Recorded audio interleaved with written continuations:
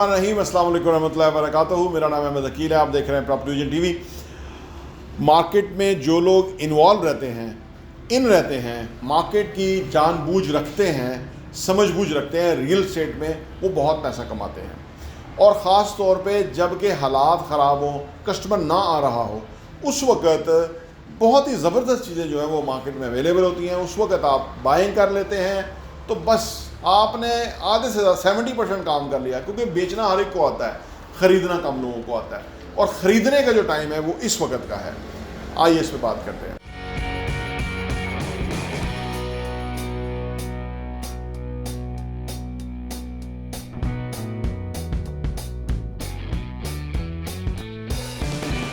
Welcome back. Real estate market में ना ख़रीदारी बहुत इंपॉर्टेंट चीज़ है, और ख़रीदारी होती तब है जबकि ख़रीदार मार्केट में ना हो। जब ख़रीदार मार्केट में आ जाए तो फिर आपको बेस्ट चीज़ नहीं मिलती, एवरेज चीज़ मिलती है।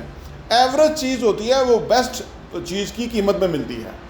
तो इसलिए जो ख़रीदार हैं वो जो समझने वाले रियल एस्टेट को, या वो इन्वेस्ट करने वाले हैं जो हैं, वो उस वक्त मार्केट का रुख करते हैं कि जब कोई ख़रीदार नहीं होता। अच्छी अच्छी चीज़ें मार्केट में मौजूद होती हैं, वो आप ख़रीद लेते हैं, और फिर जब बेचने का टाइम आता है तो वो आप अच्छी अच्छी चीज़ें जो आपने बहुत ही अर्जा ली थी, आप महंगे दामों बेचते हैं और बीच में बहुत मार्जिन क्रिएट करते हैं।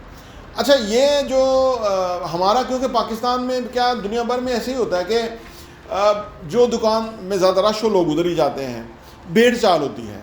ये जो भेड़ चाल है ये रियल एस्टेट में भी है। जो ही मार्केट पिकअप करती है ना, हर कोई पैसा लेके मार्केट में आ जाता है। उसे पता होता है कि मैं 100 की चीज़ खरीद लूँगा और 120 की बेच लूँगा। लेकिन वो जो 100 की चीज़ खरीदेगा ना, वो इस वक्त 60 की अवेलेबल है। जब वो 60 की खरीद के 120 की बेचेगा तो डबल प्रॉफिट कमाएगा।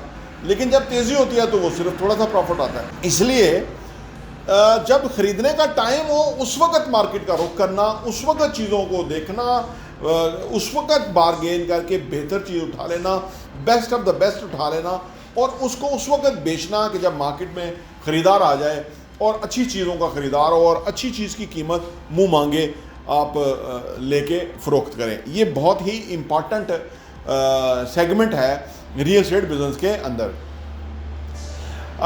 क्योंकि जब कस्टमर कम होता है ना, तो फिर जो बेचने वाला है ना, उसको थोड़ा सा एक नफसियाती सा प्रेशर होता है कि यार ये कस्टमर आया हुआ है, शायद इसके बाद ना आए, या कि कब तक इंतज़ार करना पड़े, तो चलो अपना जो बर्डन है थोड़ा कम करता हूँ, कुछ बेच देता हूँ, कुछ रख लेता हूँ। ये नेचुरल प्रोसेस है।